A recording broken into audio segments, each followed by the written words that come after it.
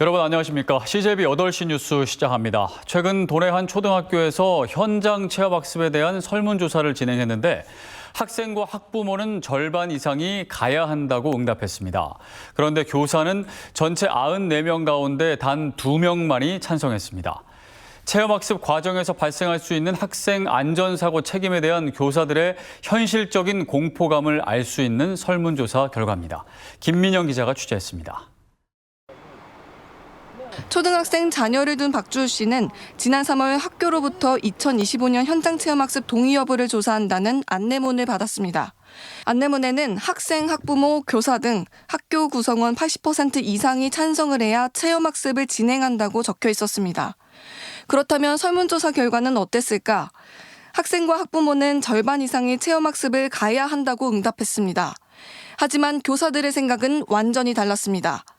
전체 교사 94명 가운데 단 2명만 동의한 겁니다. 결국 찬성 기준을 충족하지 못해 체험학습은 없던 일이 됐습니다. 안전사고 책임 면책이라든지 아니면은 좀 단호하더라도 안전사고에 대한 거는 책임 안 진다 이렇게 하면 안심하고 갈 수 있겠다만. 매우 아쉽죠. 그러니까 아이들도 많이 원하고 학부모 입장에서 아이들이 분명히 현장 체험 학습을 통해서 유대감이나 아니면 단체 생활에 이런 것들도 많이 배울 수 있다고 생각을 하는데 물론 선생님들의 입장도 이해가 되죠. 하지만 이 같은 사례는 차고 넘칩니다. 충청북도에는 모두 472곳의 학교가 있습니다. 이 중에 87곳의 학교가 현장 체험학습을 가지 않거나 고민하고 있는 것으로 확인됐습니다.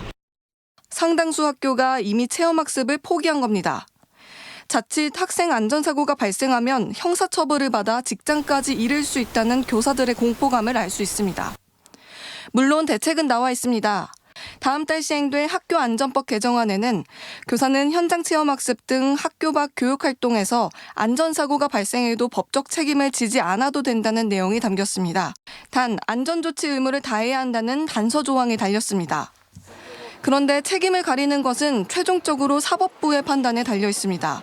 안전조치 의무를 다한 것이 무엇인지 아주 구체적으로 체크리스트가 됐든 하여튼 구체적으로 제시해달라.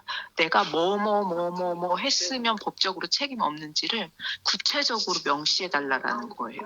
안전의무 조치에 대한 명확한 법적 기준이 정립되지 않는 한 교사들의 현장 체험학습 기피 현상은 오랜 기간 지속될 수밖에 없습니다. CJB 김민영입니다.